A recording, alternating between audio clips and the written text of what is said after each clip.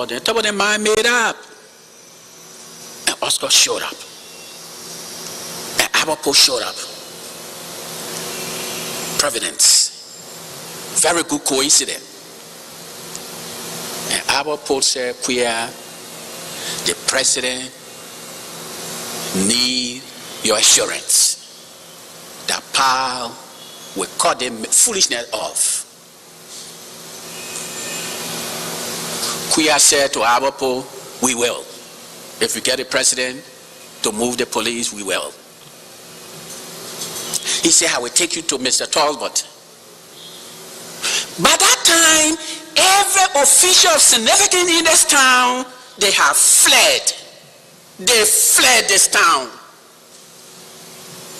All the people that were pretending to be government officials, they ran with their pants down. No spine. They fled this place.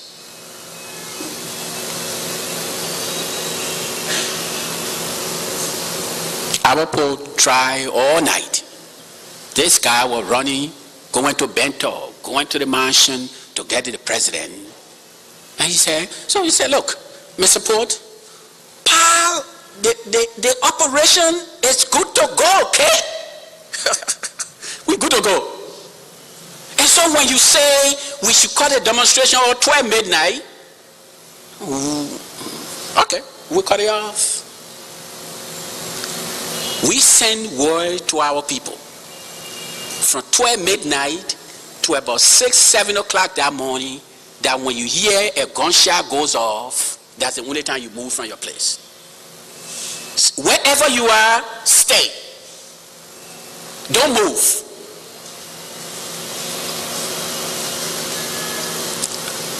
There's a man in this place, they call him Wilfred Clark. Was supposed to have been one of the security guru in this town. There was a thing we used to do, we call it cell. A cell, little something, little something to, get the word out. But Wilfred said he saw that word in a Communist Manifesto. And when you talk about cell, it's about underground activities. And Paul was employing that tactic to go underground. And Wilfred Clark wanted to know. He wanted to know. At that time, Vanning Dempster was at the height of his career as a policeman. One of Liberia's finest policemen. There was this kid, we're all friends in high school, very smart kid, Gabriel Scott. He graduated from CWA. Gabriel Scott.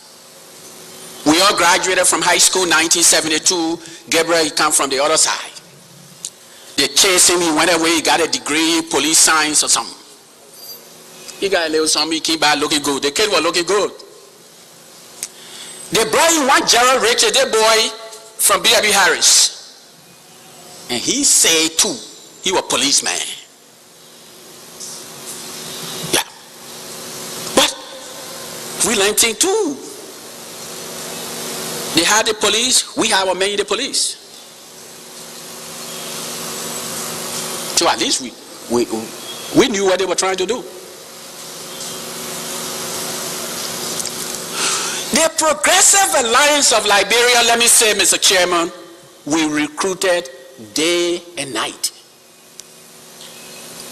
We recruited. And our research, our effort, revealed that Liberia were ready to flip the page.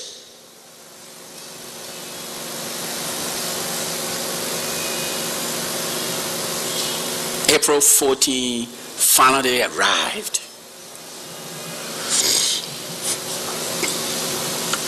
About 6 o'clock, I think, between 6:30, I saw this boy approaching Gerda Street, approaching Powell office. They call him Henry Boima Fambule. This boy I saw 1968 crying to see his father was being tortured on this center street.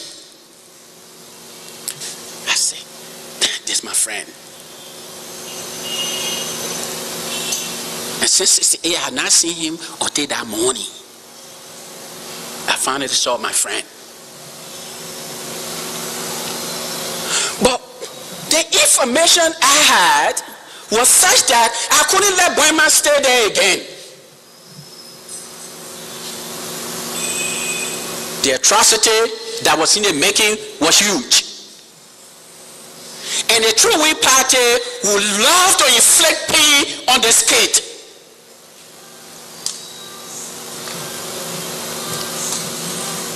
I ran to him. I said, Pete, you ready, man? He said, Karn, I need the itinerary. He said, we got to go.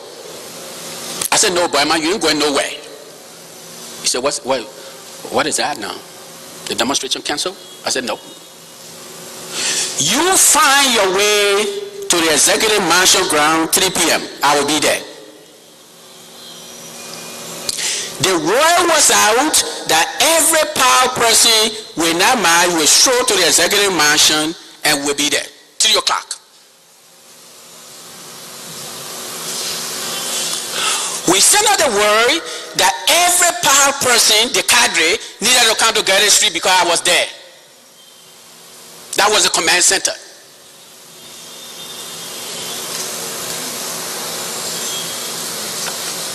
Started picking.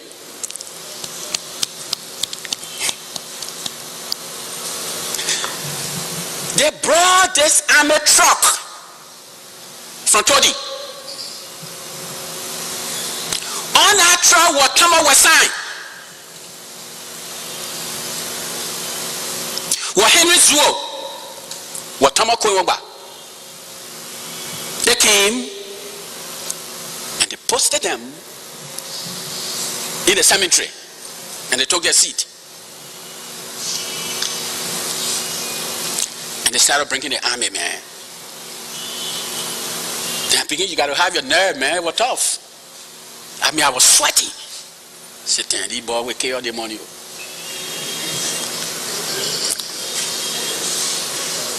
There's a guy, we went to gas school for 4 or 5 years. You know, where they have Ministry of Labor? Across the street there used to be a government school. That is the school I went to. From 2nd grade, they were stopping at 6th grade. When you graduate from 6th grade, then you go find someplace else to do. And I met a kid. And they both were big in the CID. Samuel Gay came to me. He said, they will shoot you this morning. Be careful.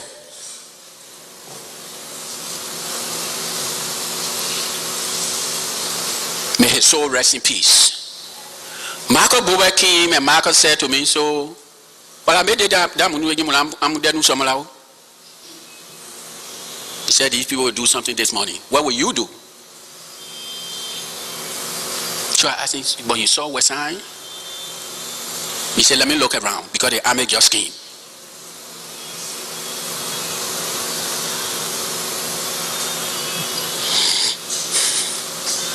The police started to truck the help out of men too now, PA.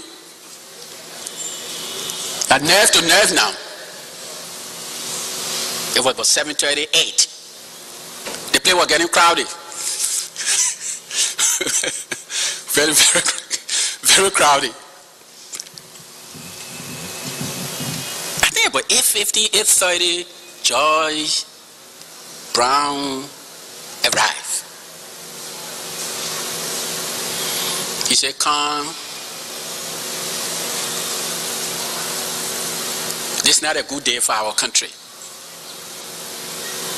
I said, tell me, Bishop. He said, you need prayer. I know that, Bishop. So pray for me. He said the sign of the cross. And I asked him, so Bishop, I'm okay now?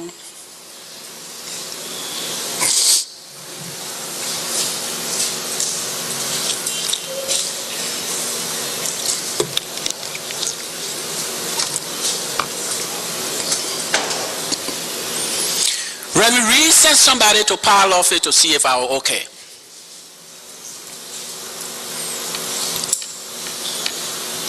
I had a very good friend in Firestone, Dr. Trapp. Trapp was one of Liberia's finest medical doctors, eye specialists. Well, our good friend. So he came.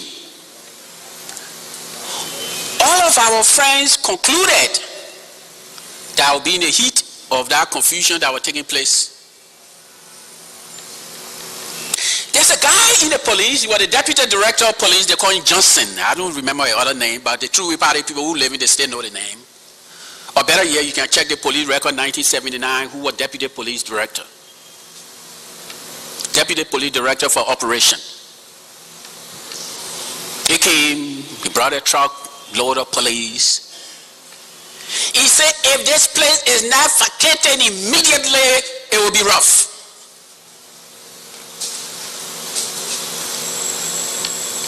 And one of our guys said, Bati, oh, Bati. Then I said to him with a smile, I said, so were you ready to kill? Is that what would be rough? And when I approached him, upon my oath, that whole place was quiet. I said, Johnson, we're not leaving here. We're not. Greater Street, the place we occupied,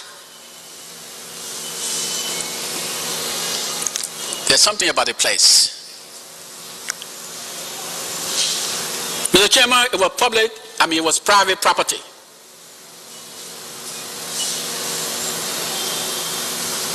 Powell office, the area we covered, was private property. We had a right to be there. We moved every Powell person that was in the general facility to come and squeeze on Powell property. We knew if we touched the street, we would be violating the law.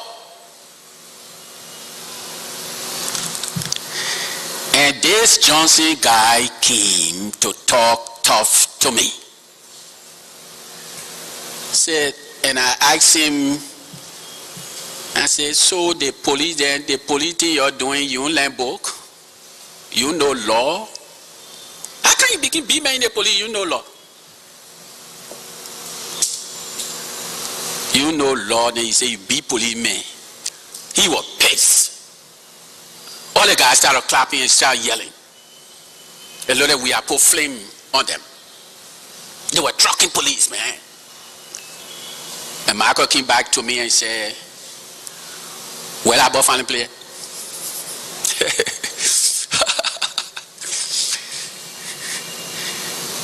That's it. The meaning said, don't be afraid. It will be tough this morning on this ground.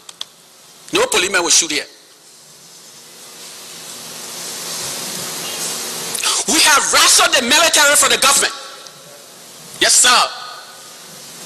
We have defeated the government on that count. You want to operate the armed forces of Liberia with a tint, with a bias?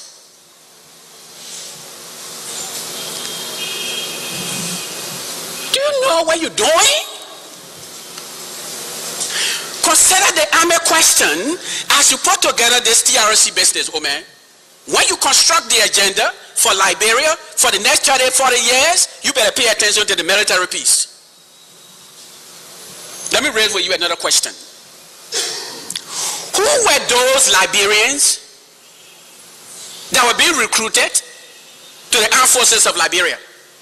Who were they? They were Crown, they were Gio, they were Lomans.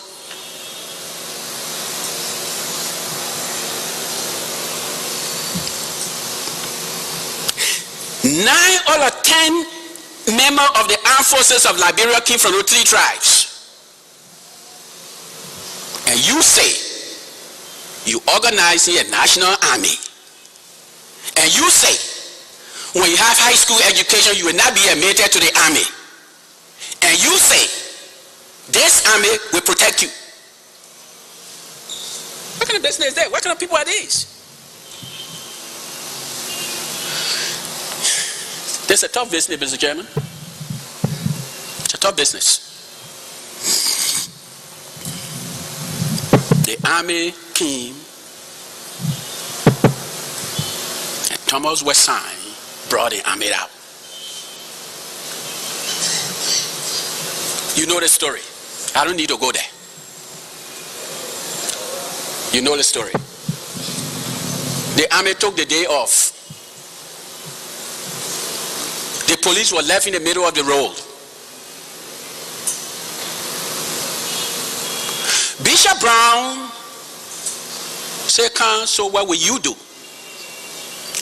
I told him, Bishop, last night,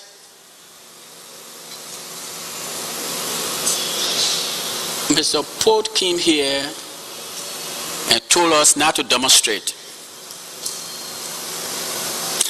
Then I laughed and I said, so Bishop, look now. Bishop, look. You see, if you leave from here today, go back on Gate Street and you see the sewer, you know that place, the dirty water run? They are just building. And the word we got was that the police would put the power people in our water and drown them.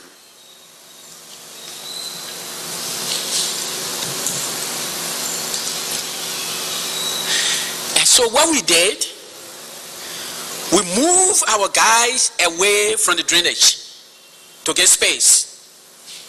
Because the police, we are cranking ourselves up that the police will not come from behind, or they only have to come to the front. It's so stupid. Stupid boys. They came to arrest. And what we did that morning also, they did not see Oscar Queer. They did not see Gabriel Bacchus Matthews. And we locked all the door to Powell office. And they immediately concluded that Matthew was in the building. And they ordered to open fire on the building.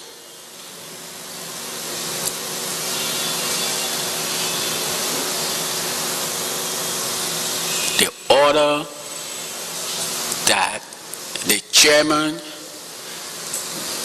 the secretary general, and all those damn power people just shoot them. Yes. It was rough. It was rough. But they were not there. So our guys in the security network told us, you got to find a way to get Matthew, all of that place, Deacon, you got to do something. The chairman in there. I said, yeah, it's okay. He'll be safe. We'll be safe. Bishop working on something, our people working on something. Because we were afraid, we thought it could, every police or every security person is a double agent. They bring you news and they carry news.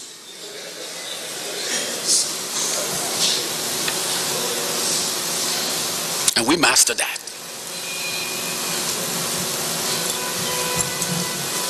And Bishop called Oliver Bright, called the president. I just want to say this morning, thank you, Judge Brown. Thank you for everything. There's a bishop, there's a priest that came from Foya. An Episcopal priest.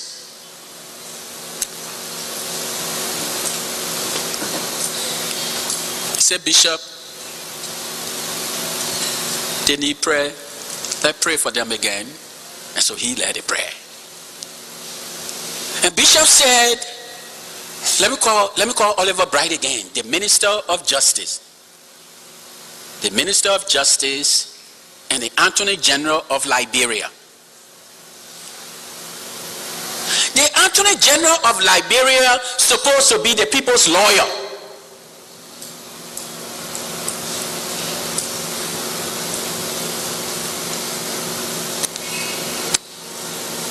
We lost that one. Couldn't get my Attorney General. So Bishop Brown said, Karn, by that time now, when you look in the graveyard, get the street side, the police, the army, bing, haja. By that time, the word was out. And our people start to approach Garden Street. At that time, we have put the cell operation in swing. The police were moving too fast on us, and we had to stop them. So the word went out. The position Broad Street, Ashmore Street, every major street, our people moved there. The cell was in motion.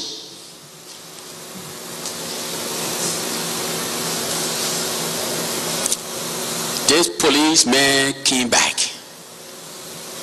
The deputy director for operation came back. And he stepped on Paul's ground. This consecrated ground. The people's place. And I asked him, could you just leave this place so that we will have peace? He pulled back. Gerald Richards came loaded. And they opened fire on our office. The first gunshot that went off April 14, Mr. Chairman, was fired by the police. The police that came to order the arrest were pushed into the Sony. By that time, Bishop Brown had moved me out.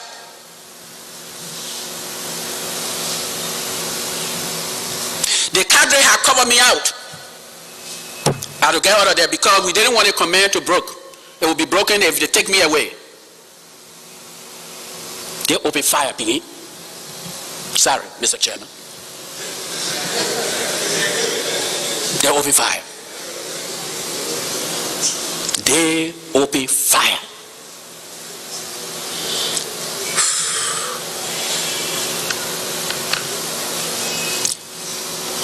There's a man that I want you to find, Mr. Chairman.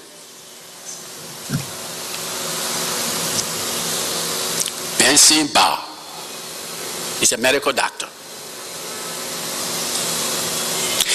Part of our preparation for this day, we put in place some quasi-medic that maybe somebody who need to drink, who,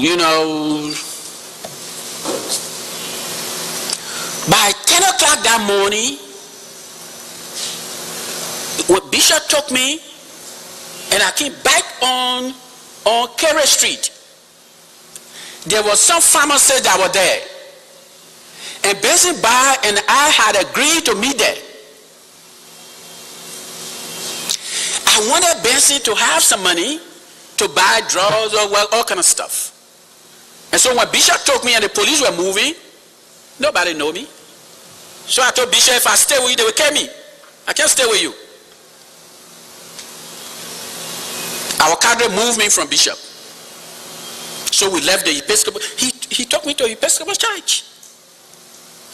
But I concluded that the police could raid the church. The heartless police, they would raid the church.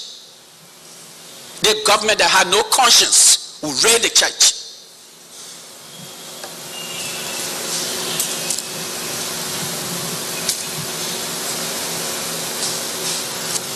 I met Benson Barr right here.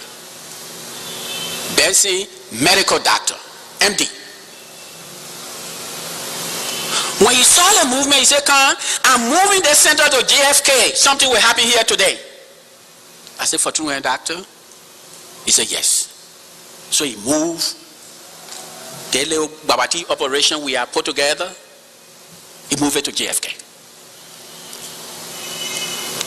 It became our trauma unit. It became our trauma unit.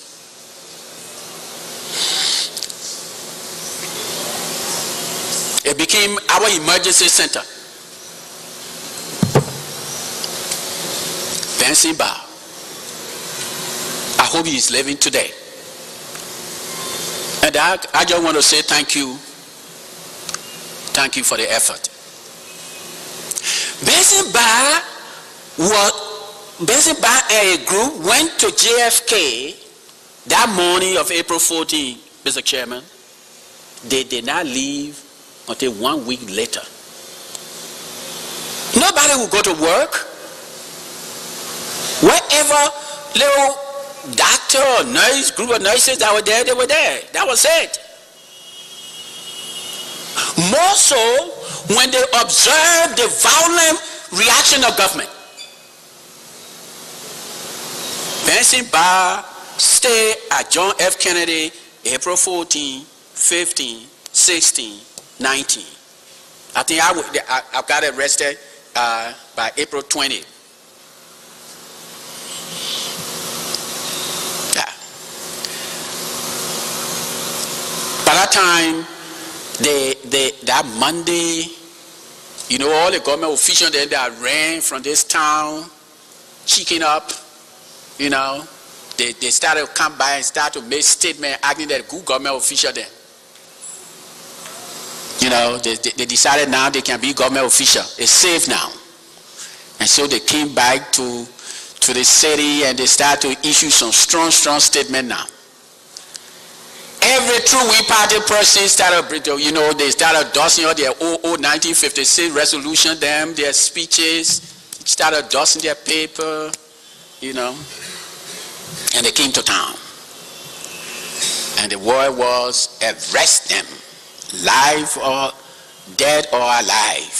$25,000 for this one, for that one, you know, Matthew, Quia, Marcus Don, Mason, Famule, Tibote, all these, you know. I mean, it was rough, it was a difficult time.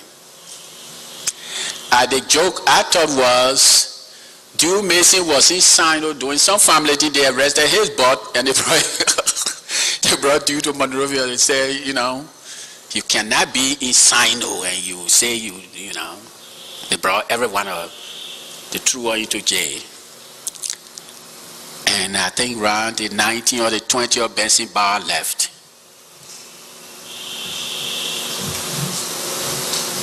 I know there are a lot of people in this town who will talk about how many people died or how many people got hurt April 14. I know there are a lot of people in this town who will talk about loss of properties.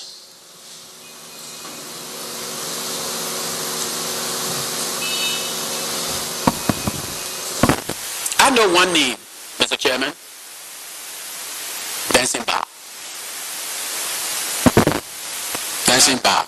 Can I just interrupt you a little, Mr. Witness? I beg your pardon. Please. There's an accident out there. A truck has hit a green Jeep, license plate 8318. The police is requesting, just in case, if the person is in here, you should please proceed outside. Thank you very much. I'm sorry and thank you. Thank you.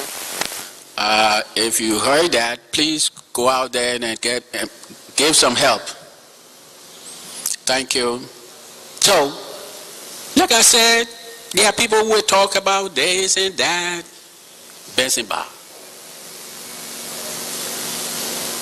And the reason I say so, Mr. Chairman, the report issued by the government of Liberia through the Minister of Health, Dr. Kate Bryant, her first report on the crisis was 79 people got killed.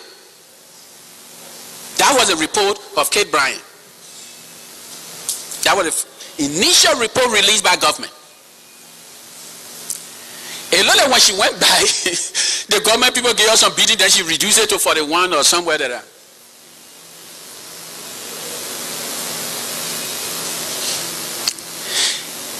Two, 3 days later, Mr. Chairman, families went to President Talbot. They wanted to receive their body. They wanted to bury their children.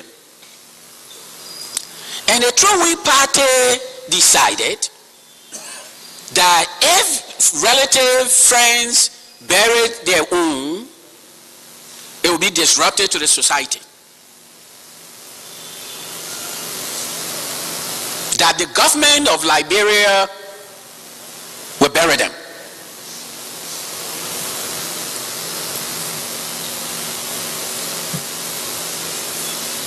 And guess what? Guess what, oh man?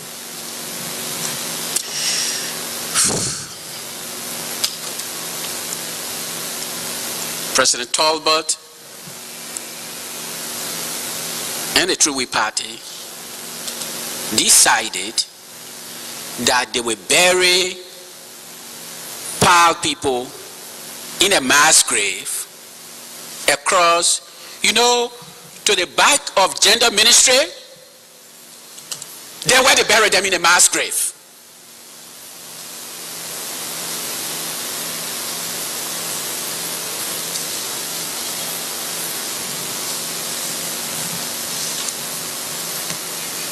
Behind gender ministry, the Pal people were buried there. What I want you to know, Mr. Chairman,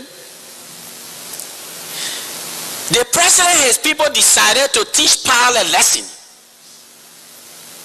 to rub our faces in the mud. And so they brought them on our doorstep to abuse us, to humiliate us. They buried them in a mass grave on our doorstep.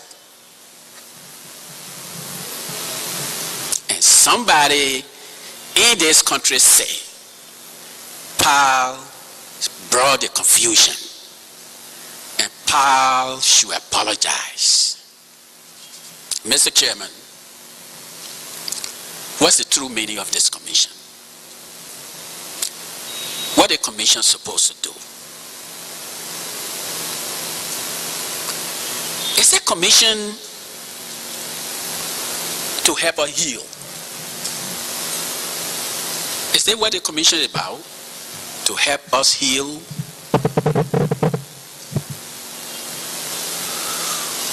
When a nation goes through, say, the April 14 crisis, or the 14, 15 years of war, with all the atrocity, people go in shock. They are stressed. There's disconnection. Because in that process, Mr. Chairman, they have difficulty to grieve. They cannot move. Mr. Chairman, I know a thing or two about that. I've never got to move my father. My mother got killed too. I never moved her. Oh man. I'm blind in this eye, Mr. Chairman. I never get a chance to just stop and look. I was moving. And somebody say,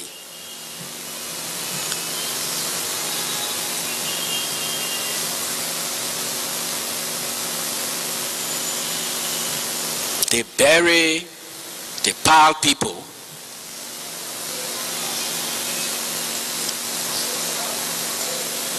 on our doorstep. Of all the land in this town, the only place President Talbot and the True Party could find, using Frank Talbot's word, they buried them in our living room.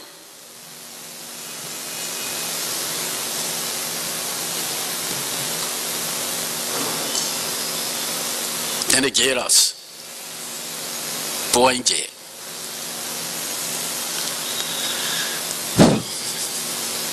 I remember it was about 575 people that were placed in South Beach Prison, Mr. Chairman.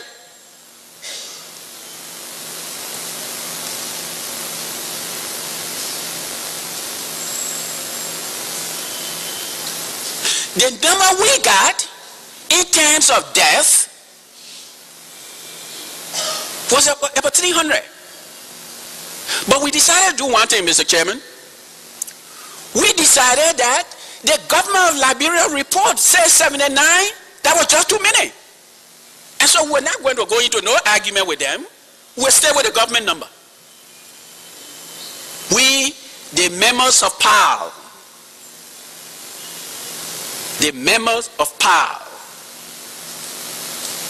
we have unflinching commitment to stay within the rules. And I believe this morning, let me confess, they were we defeated the True We Party. They were not disciplined. Their own rules, begin. They couldn't keep it. Their own rules. They could not keep it. So, I guess they played what they had. They had a radio. They had a TV. When they arrested all the power leaders from around the country, then they went on a blast.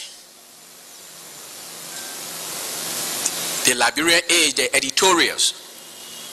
Read again, you have the resources, my friend. All the partners you get, ask them. And they give some money to go do some research. Go find the Liberian Age, find that newspaper. If I say all of April 1979, the Liberian Star, find it. 1979, all of April. There are other stories that came up later on in the month, but those for 2-3 weeks of April 79, or the last 2 weeks of April 79, read them. Find them. Whether it's the Bento Times, whether it's the other Kabati paper, a lot of them. But go do the research. And I'm inviting you not to part position. I'm inviting you to read what the government wrote. That's what I'm asking you to read. Read what the government say. Officially, this is the first edition of the Progressive Alliance of Liberia on this crisis. This is, we documented after we came from jail, we produced what we call April 14 area.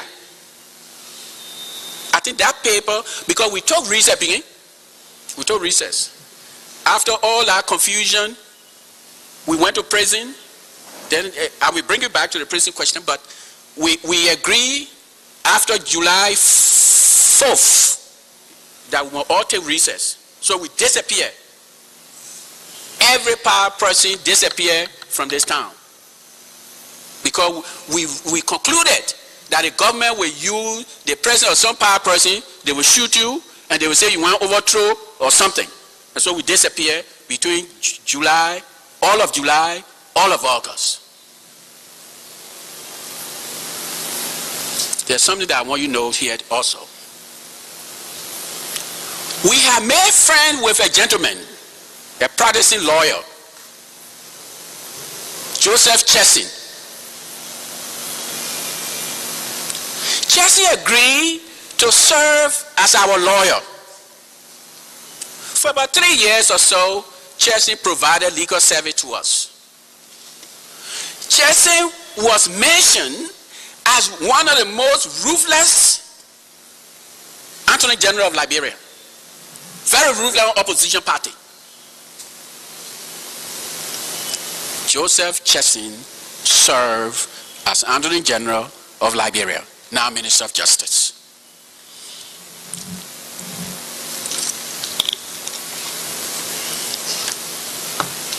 So we got him to be our lawyer. And we got Chesing because we thought he understood the corny business. You know, true about people? They were tricky. They master all the bad laws in a place. They master it. And we thought Chesing would be the man to confront them.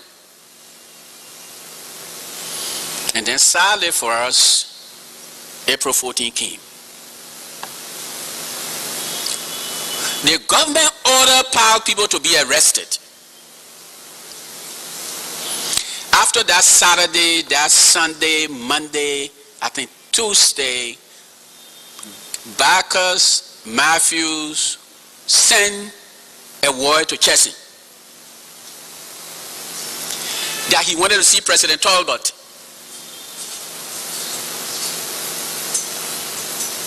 President Talbot agreed to see Chesing.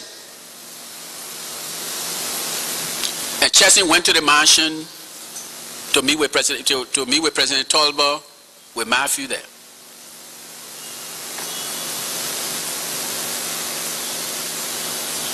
He turned Matthew over to the president and asked for the president's assurance that Matthew's rights will be protected. The president agreed. The president said to Matthew, quote, "You better cooperate." Matthew said, "Yes, Mr. President, I will cooperate." He said, "You better damn well cooperate." President Talbot was mad then, my friend. The guy who record as peacemaker, as progressive, it was under close scrutiny, my friends. He said, "You better damn well cooperate." He ordered the security, "Get him out of here." And Chesing fired back to the president and said, "Mr. President, I hope Mr. Matthew rights will be protected." He said, "Mr. Counselor, we will do everything we can, honor the law." And Matthew was taken away. By that time, South Beach was crowded. 500 to 600 power leaders from all across the country. And they brought us who were considered, I guess, front row people, and they took us to one of the cells in the back of South Beach. South Beach, they looked at that cell was occupied by the top criminals, the difficult boys. And those boys, they used to toilet on the floor or toilet and dump the feces in the drum. The play was yucky. And that's where they put us. They just dump out there. Wherever you stand in that room, you step on some shit. Wherever you stand in the room, the boots were all over the place. And we were supposed to clean the place to sit or sleep. The soldiers that were in that cell, most of them were loafer people, Loma guys. There's a guy they call him Mulba Bani. Mulba Loma is fluent. Very fluent, man. My man, the first 12 hours we spent in our cell, damn.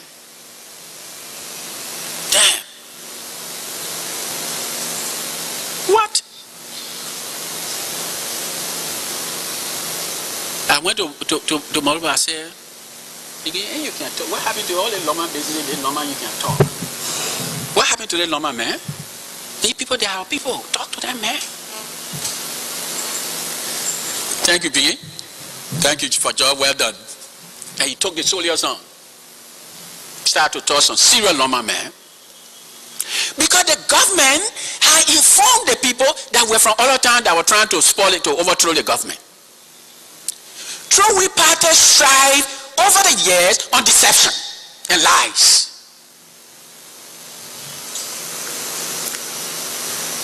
There was no bone in one of those bodies that would tell the truth. Lies and deception. They told the people who were foreigners, communists that came to spoil this place. And the officers in that prison were very difficult to approach. And Barney went to work. And he saved us. He saved us. He told us, and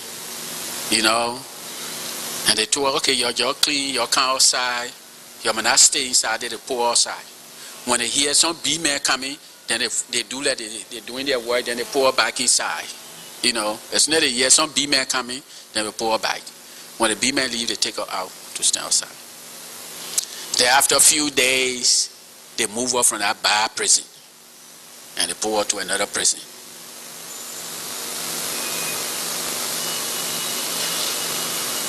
President Talbot went to Chesson. So, before, Gabriel Matthews was taken to NSA, while the rest of all 500-600 people were in South Beach. Gabriel was taken to NSA. And one morning, there's a guy, they call him Edric. I think he was either the director or the deputy director of, they had some bureau, they say corruption bureau or something like that. And they had constituted an investigation panel. And I think he was one of the lead persons on the panel. On the panel, they had the Shield. They name all of them. Only they supposed to be B-men then in the army. And at that time, the top ranking officer in the armed forces of Liberia were American Liberian, while the ranks and file of the army were natives. The rank and file of the security apparatus of Liberia were them. If you fall in a crack, then maybe you have very good grade and they can't help it, then they pull you out there. But then they pull all their men, they honor you.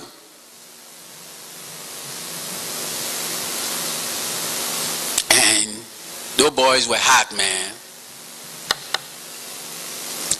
So Edred and one other person went to Matthews and said to Matthews that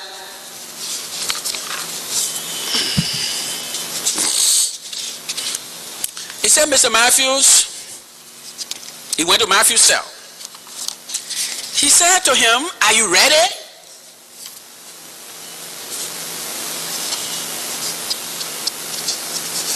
Are you ready? He said, are you ready? And Matthew said, ready to do what? He said, oh, okay. And he left. Because Matthew was not ready. Matthew didn't know what to do. That means he ready.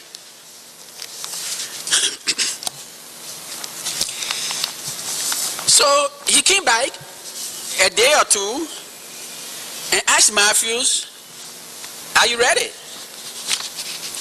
This time, he came back to Mr. Matthews with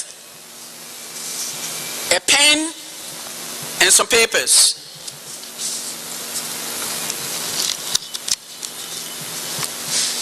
Some paper.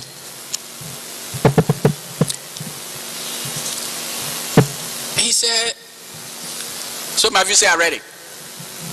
He said, good. And I'm saying this so you hear and understand, because for kids that were born say 1980, they are today 19 or that were born, say, 1979, they're almost 30. None of them will tell you they have heard past story. Not one.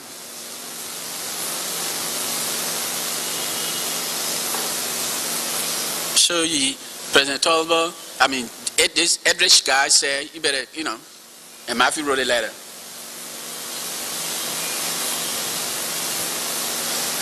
There's a passage of that letter that I let you read. The last paragraph of that letter from Mr. Matthews. I plead that you constitute all of us into a special committee for national reconstruction. His duty may include, as you see fit, the awakening of public spirit for the OU conference, promoting a nationwide all Liberians are one, campaign reassuring business houses that the events of April 14 are behind us and will not be repeated, and with assistance of our associates abroad, a well-ordered public relations campaign to raise high again our country's image abroad. That was the concluding passage of Mr. Matthews' letter to President Talbot. By that time, every true Whig Party person, operative, they were building, they were hosting meetings, issuing resolutions, condemning everything that look, that smell, that resemble power.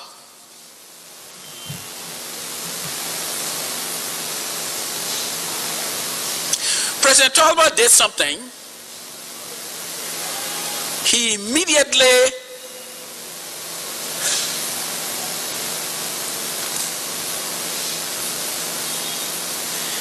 President Talbot, he responded to Matthew's letter immediately, the same day. And on May 10, this panel is supposed to have money. You're supposed to have all the resources. You'll go do the homework. President Talbot convened the True Whig Party, and he had this to say.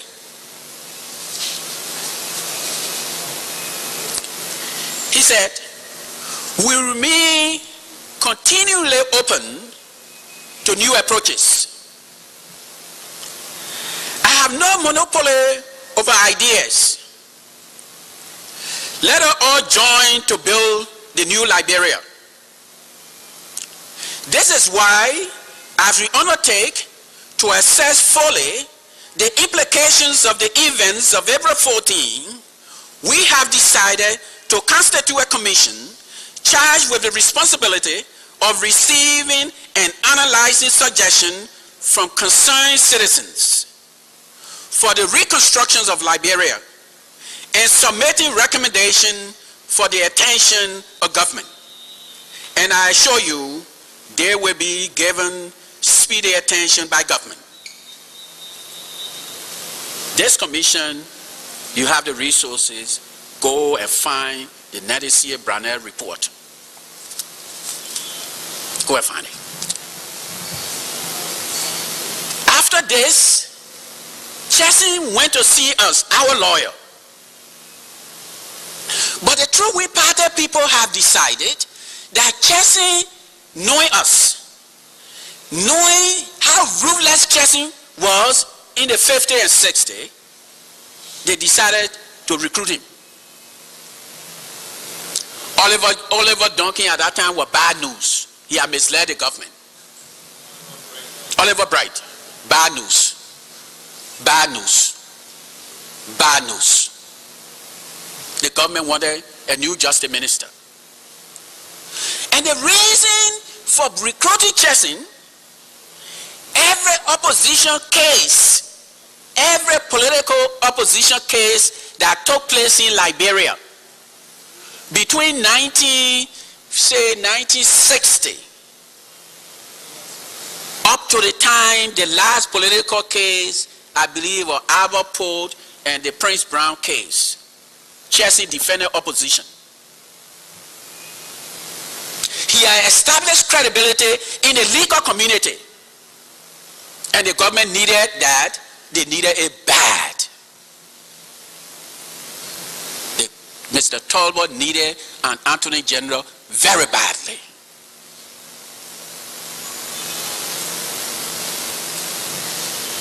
So, the president made an offer to Chesson. The offer was considered and it was accepted by Chesson. Chesson became the lawyer and the Attorney General of Liberia.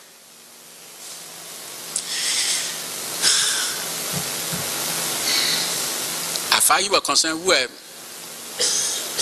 he just finished with us. He just moved on to a new project. So we're left with no lawyer. And I tell you something, Counselor. Between 1976, beside Chesson, in this town, no lawyer will represent opposition. No lawyer in this town.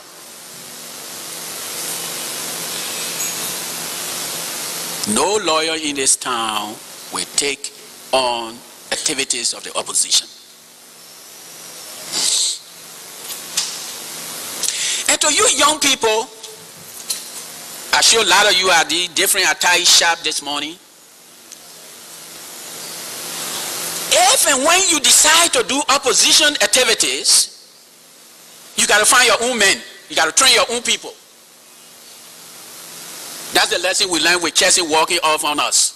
He was now our man.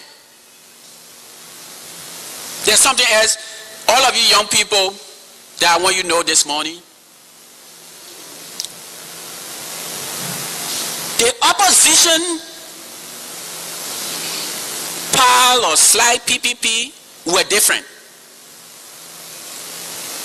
The people who made up of True We Party were people who wanted to make money. They had different interests. They had class interests. Boyman family took you through that. I wouldn't go there because I don't want to do injustice to Boyman stuff. Boyman told you the class struggle in this country. So I wouldn't go there. But I can safely say that people who engage in True We Party, they were different. The people who got involved with PAL were different. Different value system, different belief system. I cannot be Karn Carlor. We are different from our parents. We are different from our parents. And True We Party have never had an occasion to deal with that sort of opposition since 1869. We are different. They didn't know how to deal with us. We were young. We had nothing. We were poor.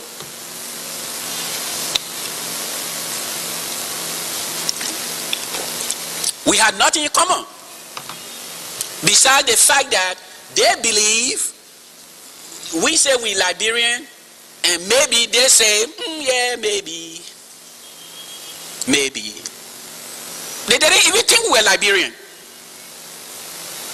As far as they were concerned, we were in their place.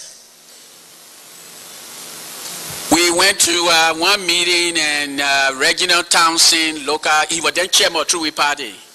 And he local, the Secretary General of PAL, he said, Kwe. he said, Kwe. Lord help us all. He said, Kwe. But where this young Kwe? Where is this? Kwe. Reginald Thompson, chairman of the True We Party. And in that same meeting, Frank Talbot, the senior brother of President Talbot, and President Pro Tempore, he said to us, you mean you're coming in our place? That the mansion you're talking about. Our place. You coming in our place.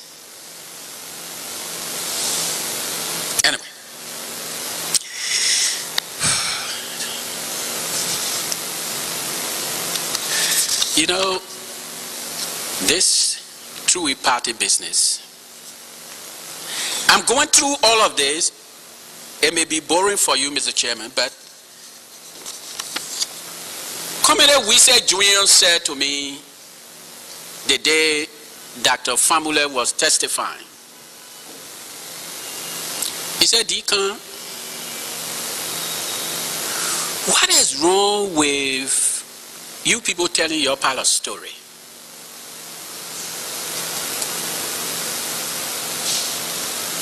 He said, how come you people are not willing to tell the story? And Mr. Chairman, if you want me to, I will take the oath again. Everything I say here, you check it. If your one line is false, charge me perjury. How you call it, pay your lawyer? What's the word? Yeah. Every single thing I say here. We get lawyer. No lawyer. So we started sitting on my house and said, two people down there, they ruffle, no lawyer. We started to laugh, you know, and we were making fun of it, you know. And while we're in jail, before Matthew published a letter, Boyman Famule came with some bad analysis begin. Boyman, you know, Boyman traveled the West African region. And they said there were some opposition activities, and Boyman related that there was a breach in Conakry. And these people said they wanted to overthrow Ahmed Sekou Touré. And they decided to execute them.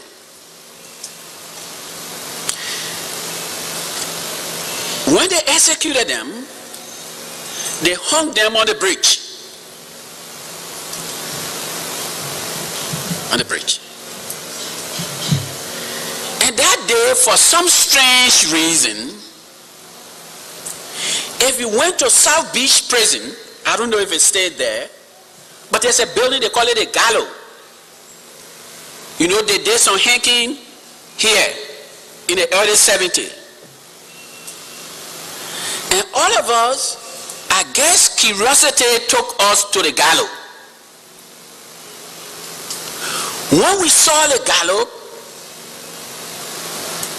that sight sent chill through our spine. We all went back to the cell.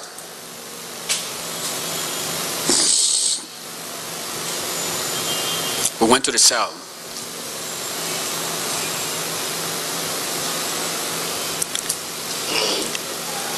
And then Boyman came with a great analysis.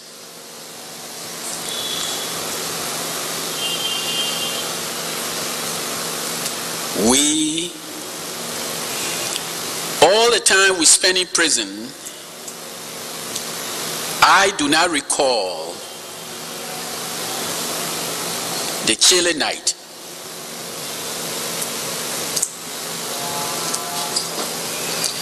There was no day that impacted me than that day. Boyman's description of how they treated the political opposition in Guinea.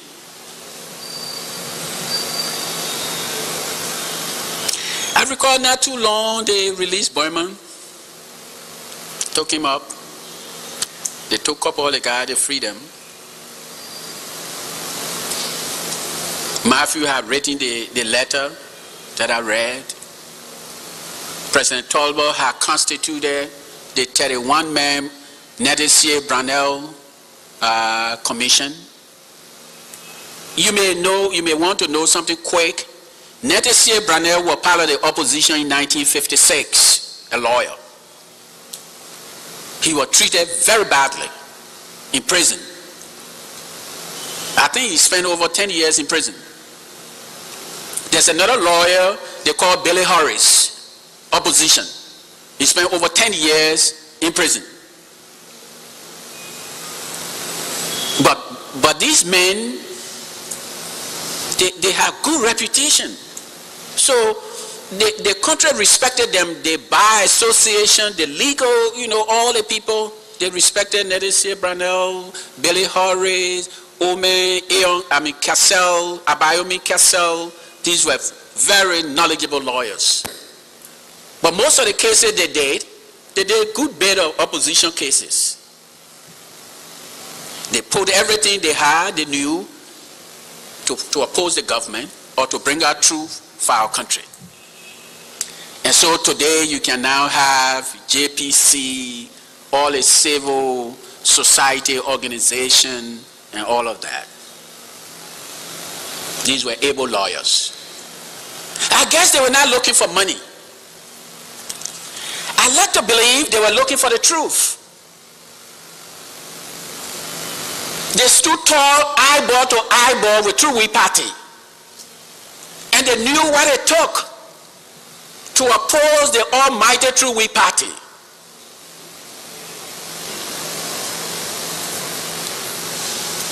Their symbol was the elephant.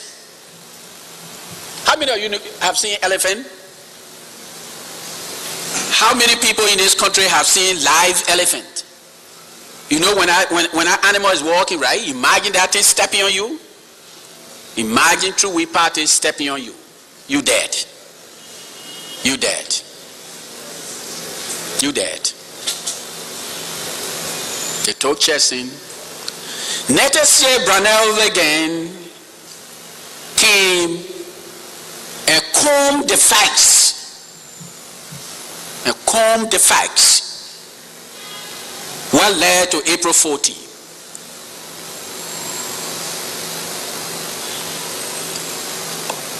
And how we can save our country from April 14, or as a result of April 14. And you, Commissioner, if you have not gotten the copy of Nedesi Brownell report, please find it and read it. I have some here, but I will not read it because you're supposed to do your homework before you call people here. Yeah, I will not read it. It's not disrespect to the commission, but I just want the commission to do its work. We came, Nedesi Brownell issued his report. President Talbot, we requested President Talbot from prison. He was gracious enough to allow Oscar Quia and Barkus Matthews to meet with him in Bentall. No publicity. They took the prisoners, to go meet with a papi. Yeah.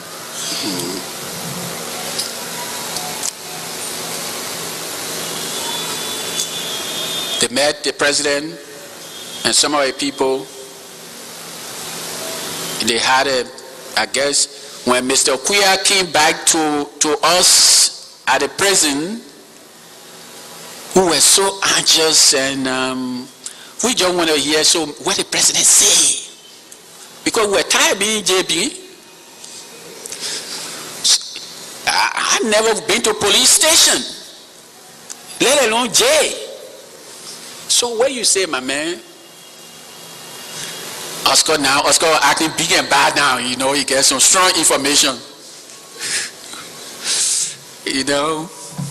They have separated him from Mr. Matthews. Mr. Matthews was taken back to NSA. And then a few days later, the Brownell Commission report was released. And part of that, the recommendation was to release all of us, the leadership of power.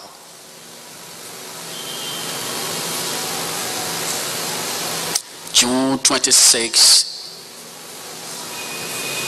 1979.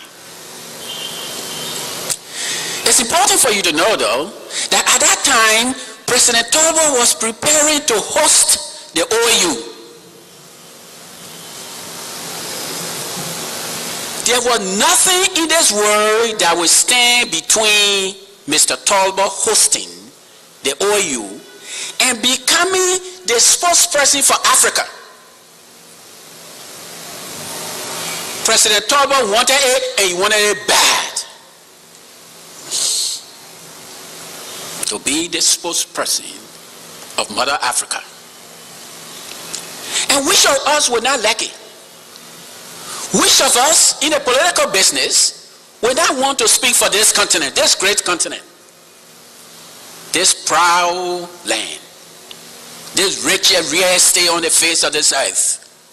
Which of us would not want to be the spokesperson?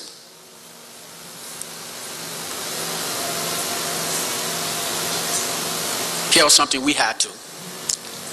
We wanted to get out of jail very badly so that we go do opposition. We wanted it, and we wanted it bad. We didn't want for public to lose the sense that we took them to this critical point and we will run away.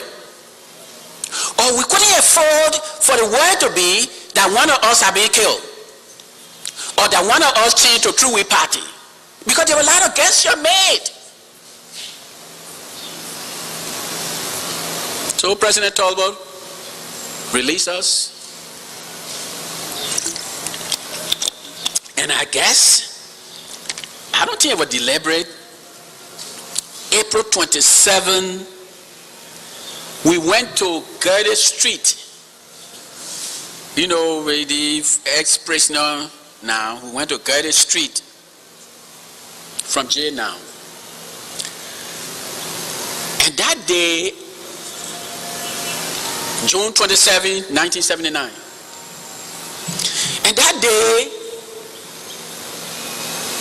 for some reason, I don't know why, but it just happened.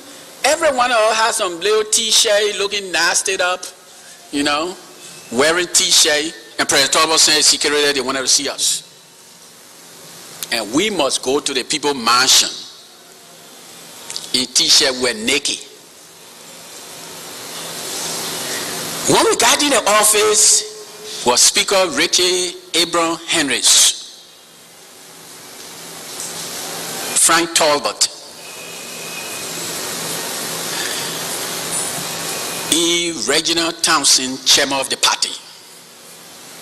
He was also Minister of Presidential Affairs. No, in fact, the True Party, yeah, well, Thompson, I think Thompson was chairman of the party. And then in our meeting was the this guy was new. I later online, very smart man, they call him Dr. Ewudan. A blinding scholar, very knowledgeable. And Ewu was in the office. And Ewu was the note taker. On our side was Gabriel Matthews, Oscar Jai Kuya, Samuel Polyvius Jackson, and Karn Carlor.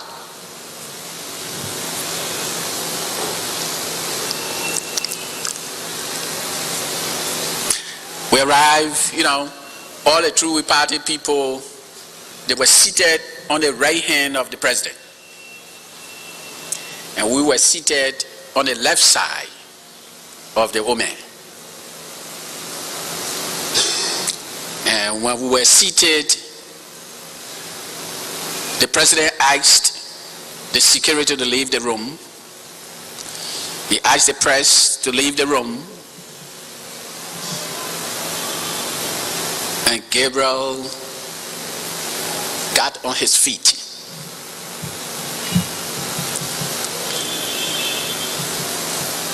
He thanked the president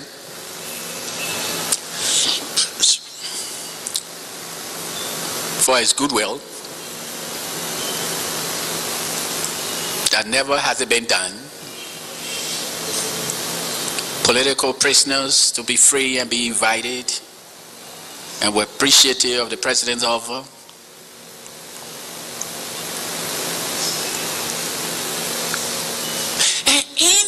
middle of Matthew's statement, Frank Talbot stood and he said to the president,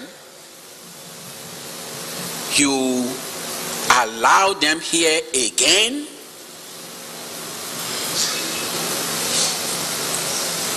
These same boys, you bring them here again? I think we spent with President Talbot about an hour. Frank Talbot closed his eyes, and those eyes were never opened until we left that room. He had no use for us. He had no use for us.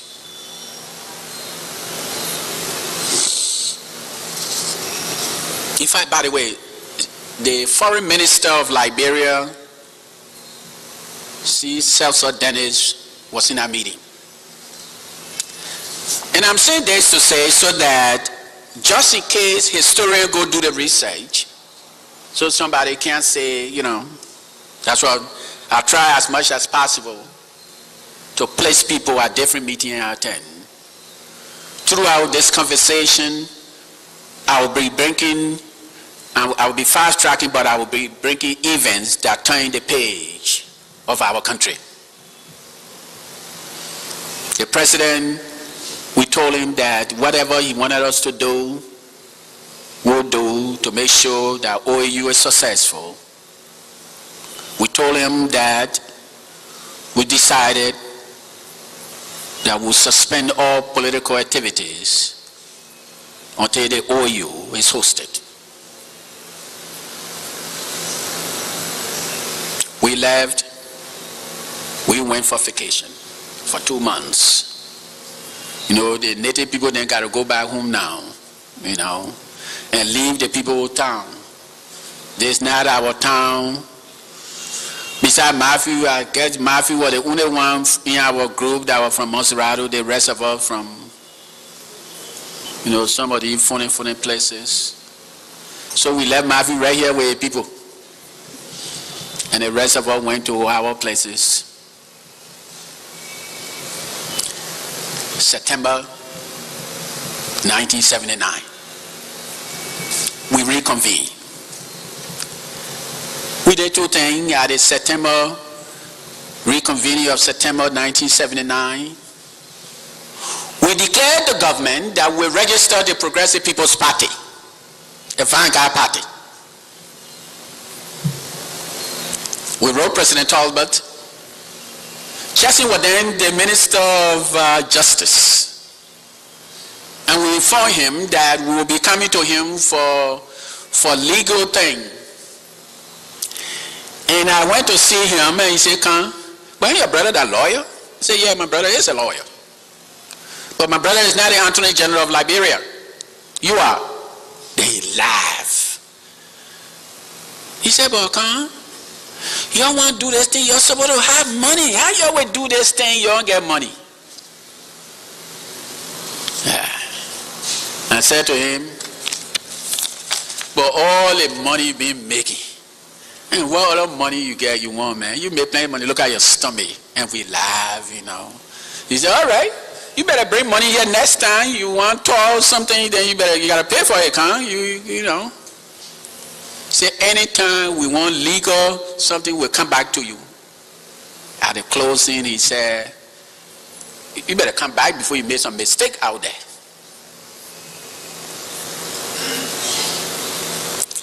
We issued a letter.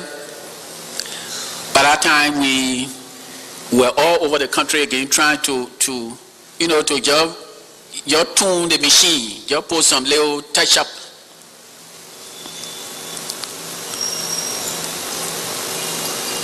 We wrote the president that we're back, and we wrote a paper, maybe American Embassy, some of the people find it. The title is The Voice of the Revolution, but that particular title is April 14 area. That's the title. If you don't have it, find it, you will find it. It's a complete dossier, complete documentation of what happened. April 14 area. That's how we call the edition. It was issued in September.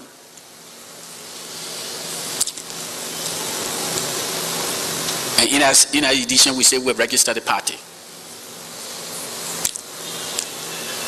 And we registered the party in October. I think we said October 11 or something. So, personally, me, I left town. I went to do what I do best. I train, I mobilize, I organize. That's all I know to do, to get things done. That's all I could do to be through with party. Because for me it was a mission. It was a family mission. And I think it was the mission for other kids that came around. Because it could not have just happen like that. These young kids, they were very bright.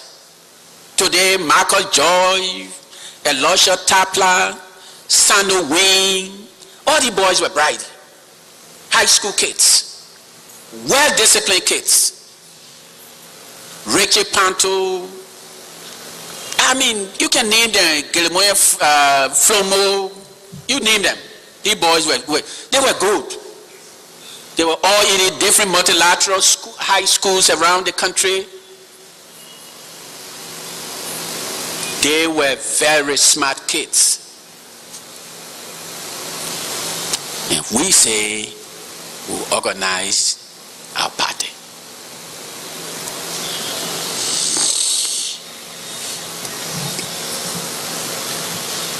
We will go to court October 11. The excitement was in the air, man. We have our own party. We need to pay attention to True We Party.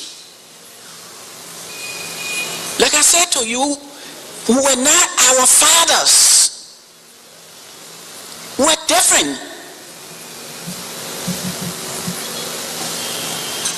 We're not looking for jobs.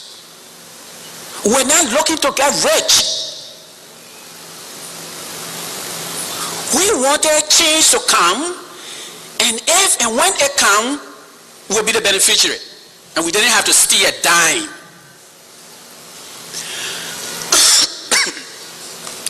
I can get some cool water on this.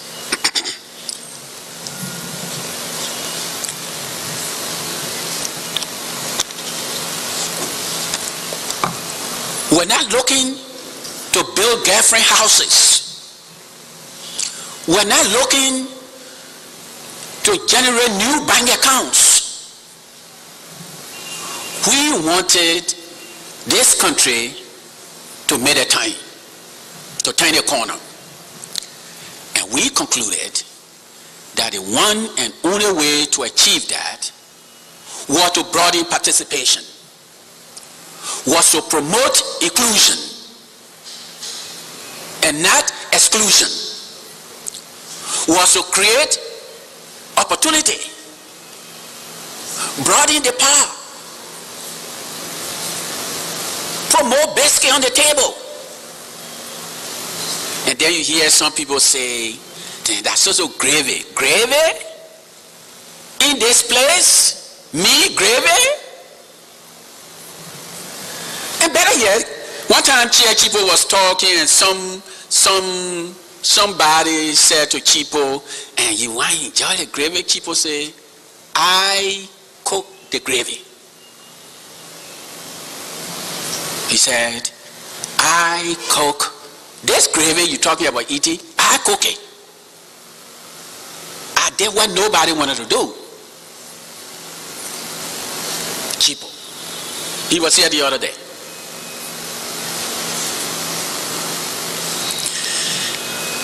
We wanted to register our party, Mr. Chairman. We did not have a lawyer because Chesney are gone from us.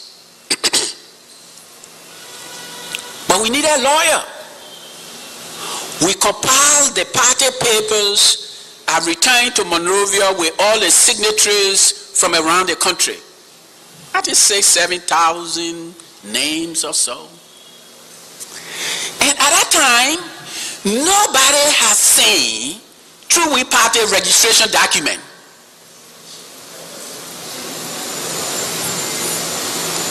True We Party, you know, this country has gone through 3 major experiments, my friend. The first experiment that took place in this place was the light-skinned people.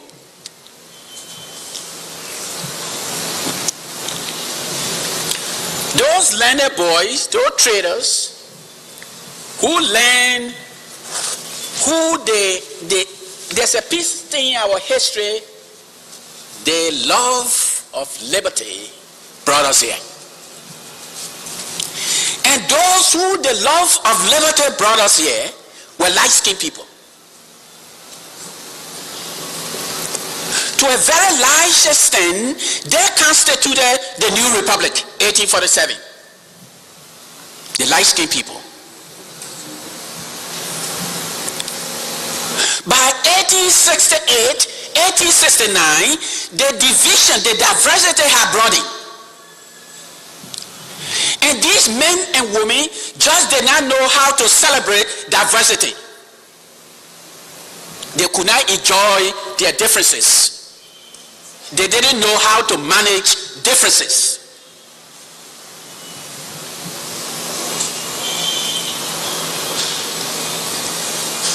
And so, by that time, the business class in 1867, 1860, 61, up there, different kind of people start to come from the West Indies, from other places. But these people that were coming were kind of traders. They were on please let me stand corrected, just in case some historians listen to this stuff I'm talking about. I don't mean harm to do injustice to the literature.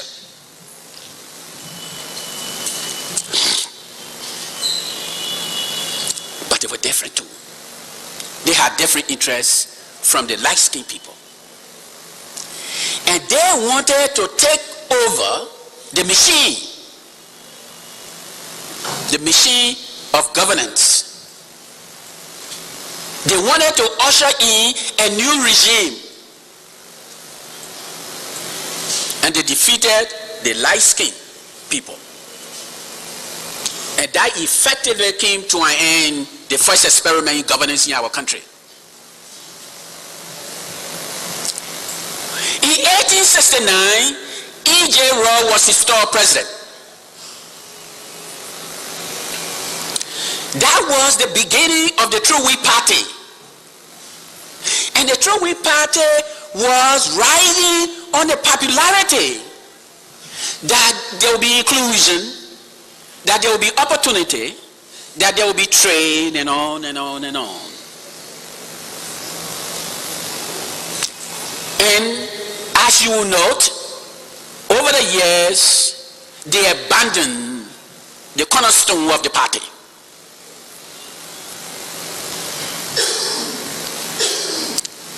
They start to stifle progress. They start to reduce the possibilities and opportunities in our country.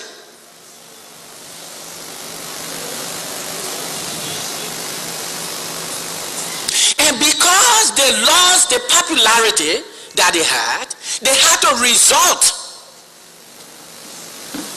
to new tactics,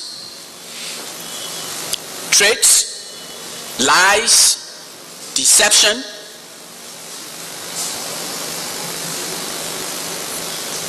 And that was the True We Party that the Progressive People Party came to face with our lawyer.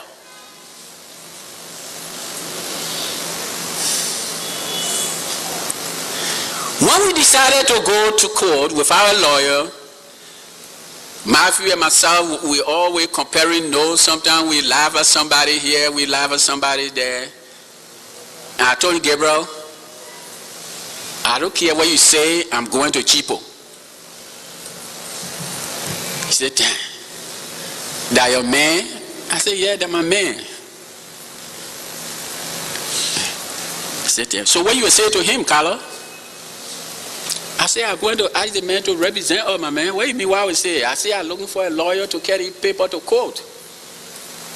He said, damn. But Chipo was just thrown out, was just impeached by the True Will Party people. And that's the man you say you want to bring to carry papers to court. I said, okay, Gabriel, if you don't want that, then just give me another lawyer. But I got to take these papers to court.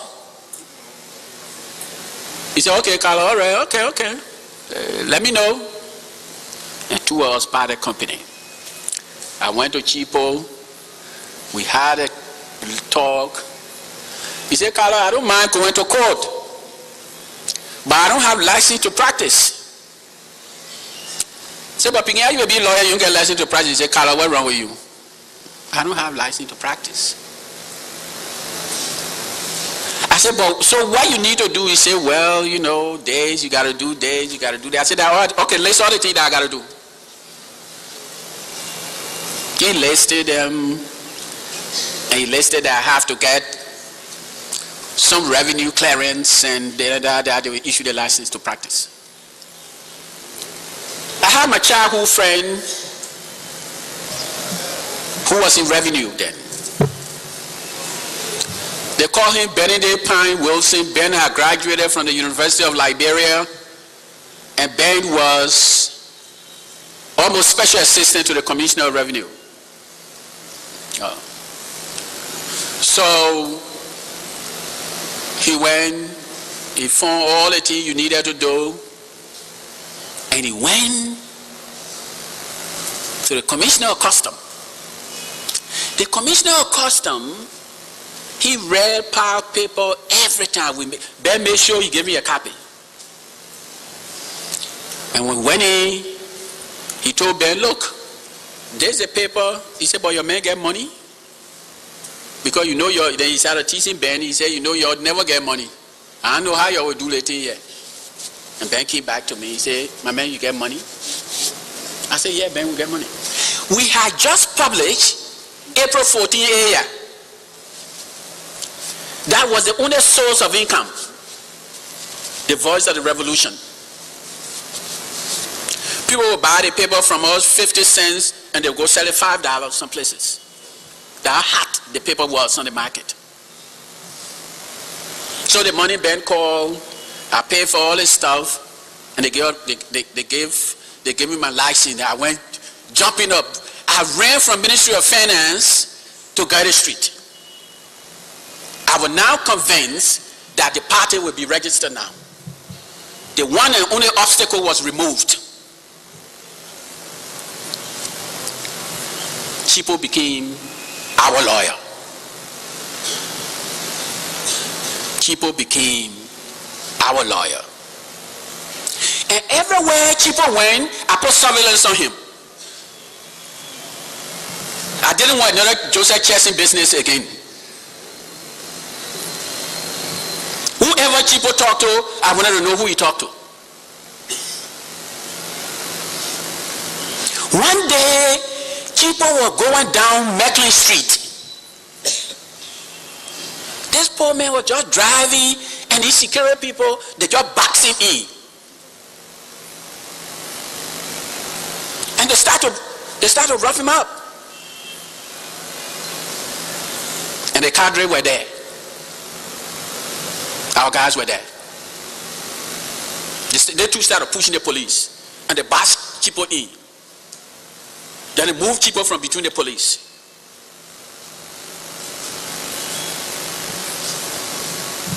When they were doing this with Chipo, one of our guys left and came running to Garden Street already. He was not standing there to know what happened to Chipo, what didn't happen. That was not his assignment. His assignment was to link Garden Street to what was happening in the street. They moved Chipo out. They brought Chipo to headquarters. And Chipo wanted to know, Carla, what happened? I said, but you are traveling, and you know, we just want to make sure we're there for you. Chipo was convinced from that day that we met business. We were convinced. If you call Chipo those days, if he didn't see me or hear him around, he said, let's wait for Carla first. Because the operation was sound. We're not guessing. You can't want to do political party work or serious political work and you guessing. What kind of party are you running? You will get program. You will know yourself. What's the mission of these parties around here, by the way? And some of them say,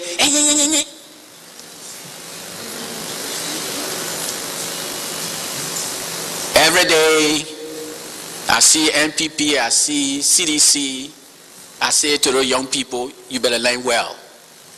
This is a tough business you are in, guys. The road can be muddied. It can be rough. Keep your eye on the prize. Keep those eyes on the prize. Because if you make error, you lost. A lot of time in politics, there's no second chance, my friends. We register. When we got cheaper, we applied to go to court October 11. The day of October 11, James A. Pierre closed down the Supreme Court of Liberia. The entire Temple of Justice was shut down.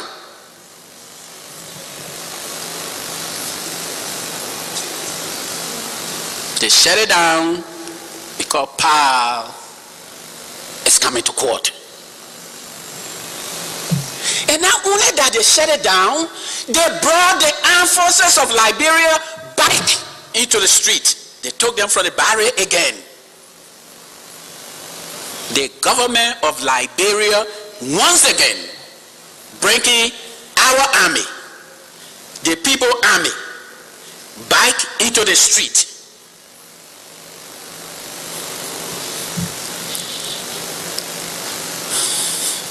That morning, we convened on Gator Street. We went to the mass grave of those poor people. We asked for their guidance, for their blessing, for everything that we knew, and we assured them that the struggle would go on. And we decided to them, we told them that we will not go to court today. The government brought the army back in the street, let them deal with their own mess. The second lesson I want you to learn quickly, the government was getting used to bringing the army out, and the army was getting used to staying out. You follow that? The army was getting very comfortable coming out, and the government continued to bring them out, and so they got used to it. We went to court.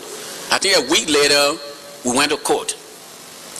There was a lady that was presiding over the probate court. Her name is Gladys Johnson. Gladys Johnson taught me in the 6th grade at gas school. She had just graduated from Cottonton. And she had not seen this child, this noisy child, in her class until 1979. The last time we met was 1966. She saw me, her mouth was wide open. She couldn't believe, what is this? So I said, Miss Johnson, you know, she just folded her arm like this place. We took our little papers and we gave them to the old man. And Chipo, the lawyer, is supposed to do a lawyer thing. But before we got Chipo, we went to see Nettie Brunel. Nettie Brunel. He was not well. But in this town, that was the only lawyer we thought would take our case to court.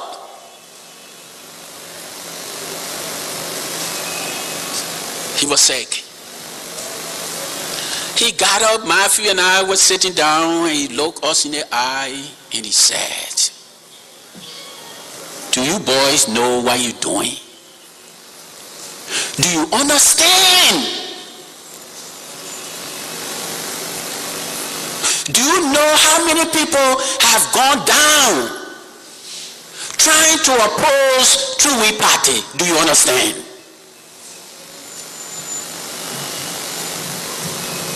He said, have you talked to Horace, to Bill Horace? He said, have you talked to Tuare? The story we got at the time, the True We Party made Tuare to eat his own species, call it anything, give it anything. They make it to eat it. He said, you talk to Tuare? Do you know David Coleman was killed? They brought him in town to BDC before they killed him? And you want to do this? Do you understand?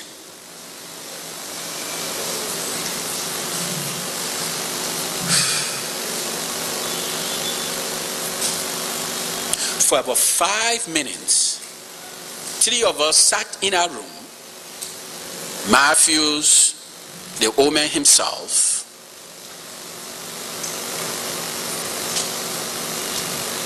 and he said, but let me say this to you. If you want to do this, then you got to learn to study your lesson. There's a lesson to be learned around here. He said, True We Party, if they're working 8 hours, can you work 24 hours? And we talk. And he said, I'm sick, boys. He said, I wish my health was good. I would love to take them on again. But I'm not well. I'm not well. But take your time. Talk to people. He gave us some names. People to talk to.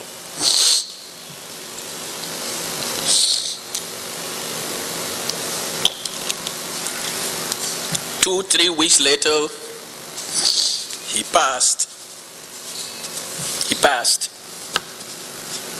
He passed.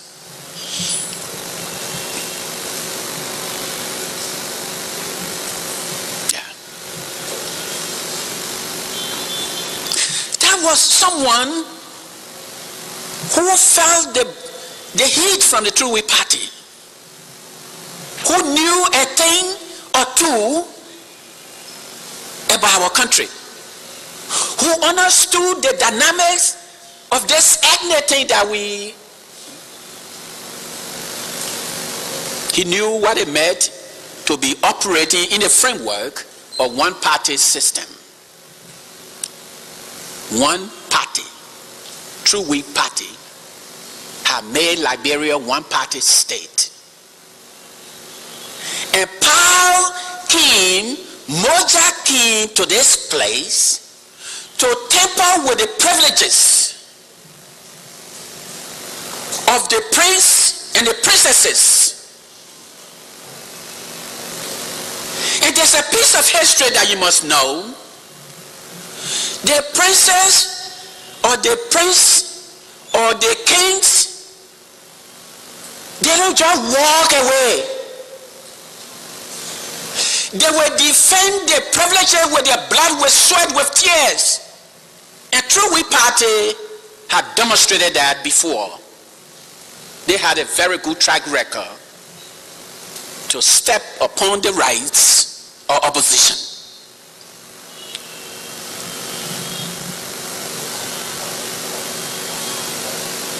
We learned that. We understood that.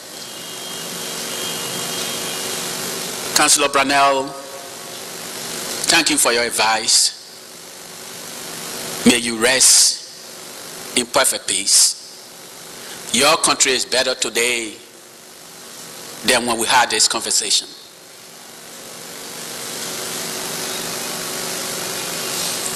Chia Chipo took the party to court. We didn't make noise. We just carried paper there. And by that time, the whole party machine, we were all over the place recruiting more people now. The party is in court. Through we party, they would do something, they would kill us. They were arresting some of our guys. They were beating them up, and we were recruiting more. On January 8, 1980, the party, Progressive People's Party, was registered. January 8, 1980.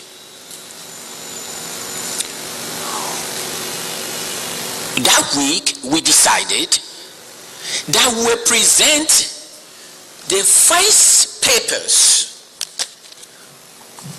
of any political party in our country. We will go and show it so that our people will see what it takes to make a party, the People's Party. And we decided that we'll host this thing in Buchanan on the fairground.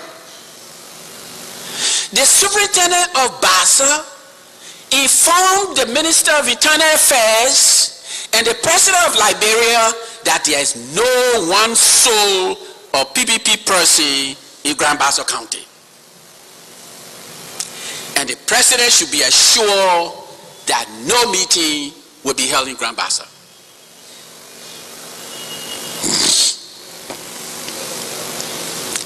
Again, this gentleman just lied to the President.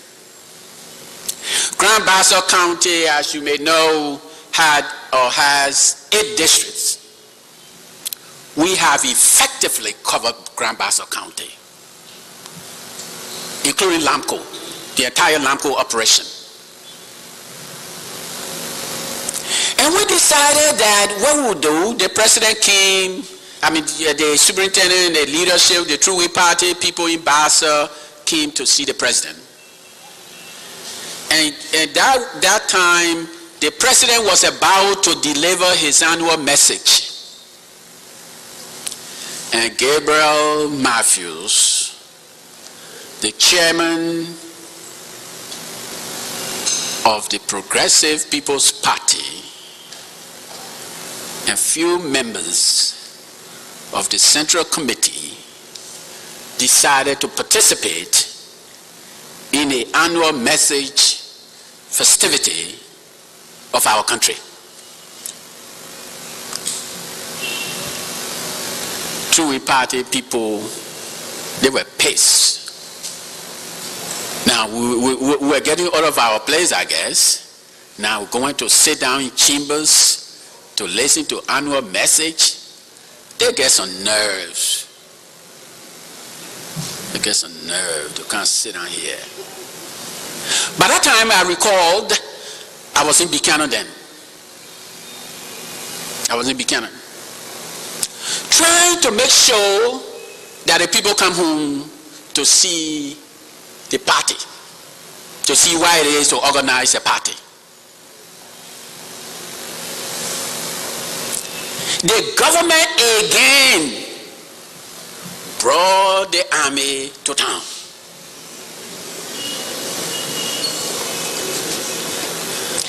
And the guy that was in charge of that army detachment or that group was my cousin Lincoln, was my relative, my blood. He was in charge of the army. Lincoln Peel. Lincoln Peel was in charge of that group. They put them in a demonstration school. No food. I taught the poor people in Bassa to feed that house. That house must be felt. They ate. We treated them nicely, and we left them. Provided lunch, provided breakfast. They are our people. They are our army. We can't complain. Maybe the government has some constraints, they have some budgetary thing, We felt the army.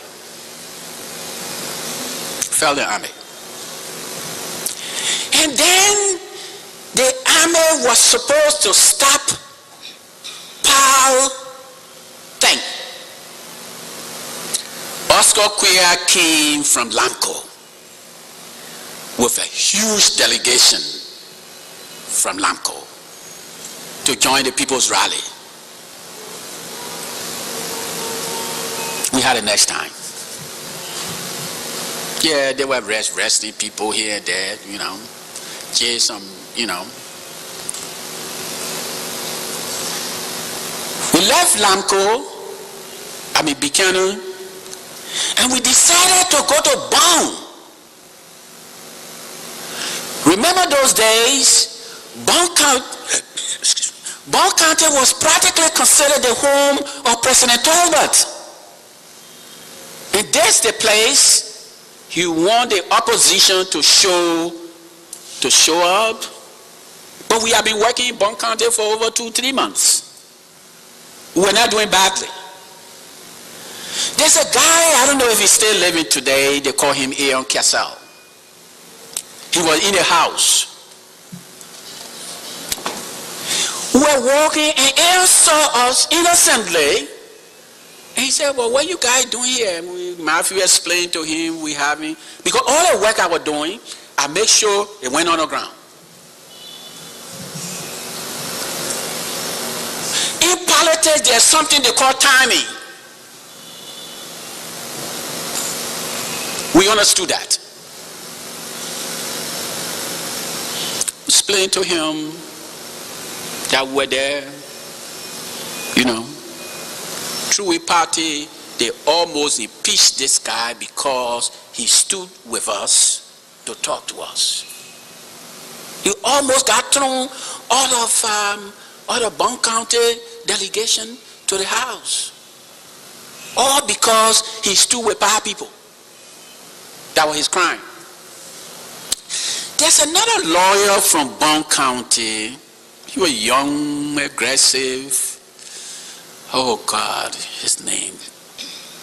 Just in case any conversation, if I think of a name, but he was good. I see him growing up on the old road. He was living at Lutheran church had a dormitory. When they bring the Lutheran boys to Monrovia for school, they had a dormitory where the guys used to be. And this guy was always there. When he was going to LU and to law school. So I made friends with him. Long on the old road, because my brother was a lawyer. Sometimes my brother would say, carry a book to this guy. I'll go there, So the other guy who died now, he was on the Supreme Court bench, Emmanuel Ray. Sometimes I'll go to Emmanuel Ray's house, bring the law book from Emmanuel. So I knew all of these guys. And we saw him in Banga. And so for me, they're my old friend. So we talked to him, and those guys called real hell just for talking to us in Banga.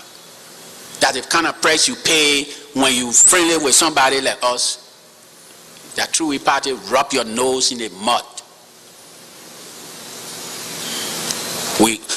Anyway, we had this meeting in Bonn, but they were just arresting some Negro here.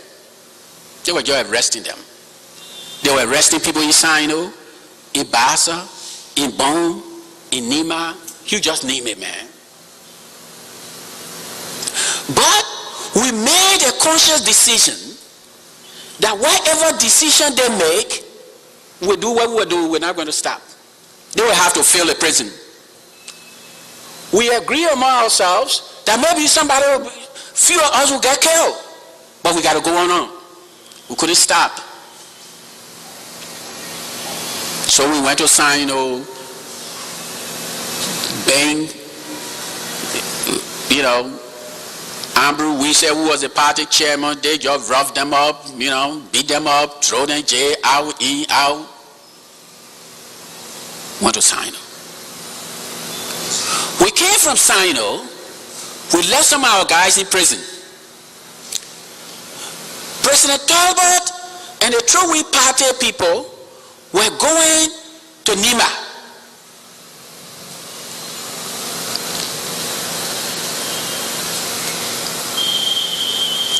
The right wing of the True We Party, we got a word, they were planning a coup. The right wing of the True We Party. But at that time, Samuel Doki, Yale, Voka, almost the entire leadership of PPP were in prison. Everybody, with the exception of DK Wanselier. So we agreed to go into Nima, take Councillor Chipo to fight a bomb or something, and get the guy that it was getting bad. That everywhere we turned, our guys were in prison.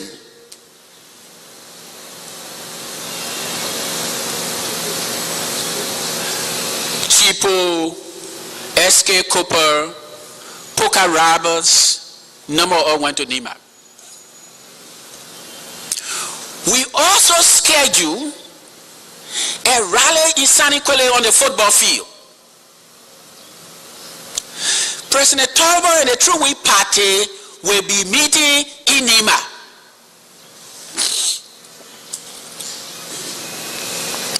They will meet in Nima. We wrote the president, Mr. President, who will be meeting in Nima in Sanikwele.